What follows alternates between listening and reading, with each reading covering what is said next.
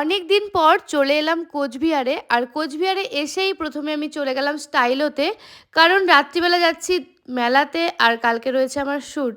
তাই নিজেকে ফ্রেশ করতে আরও সুন্দর করতে চলে এলাম স্টাইলোতে। যারা যারা এখনও স্টাইলোতে আসোনি তোমরা স্টাইলোতে চলে আসো আর তোমাদের পছন্দ মতো সার্ভিস নিয়ে নাও, তাও আবার রিজনেবল প্রাইসের মধ্যে।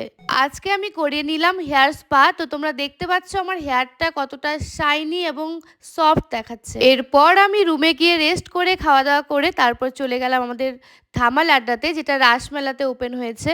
তো দেখো কতটা বড় জায়গা জুড়ে আমাদের এই রেস্টুরেন্টটা, আর এতটা সুন্দর অ্যাম্বিয়েন্স। দেখো একসাথে এত লোক বসে খাওয়া দাওয়া করতে পারছে এখানটায়। তো যারা যারা রাসমেলাতে ঘুরতে আসছো তারা অবশ্যই অবশ্যই আমাদের এই ধামাল আড্ডা রেস্টুরেন্টে চলে এসো। সাথে এত সুন্দর স্পেস আর আমাদের রয়েছে সব স্পেশাল খাবার। আর হ্যাঁ, আমাদের কিন্তু ধামাল আড্ডা এক্সপ্রেসও রয়েছে, এখানে আসতেও কিন্তু একদম ভুলবে না।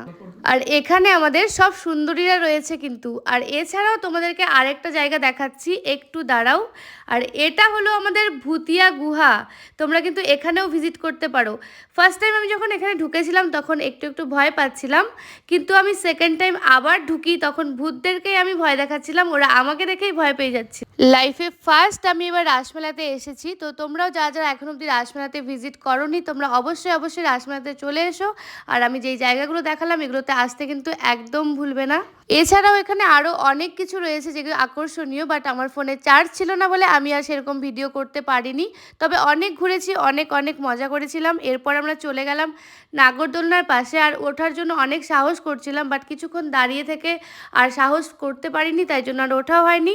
এরপর পুরো মেলাটা ভিজিট করে খাওয়া দাওয়া করে তারপর আমি চলে এলাম। তো চলো টাটা, এই ভিডিওটা এই অবধি, দেখা হচ্ছে নেক্সট কোনো ভিডিওতে। Bye bye.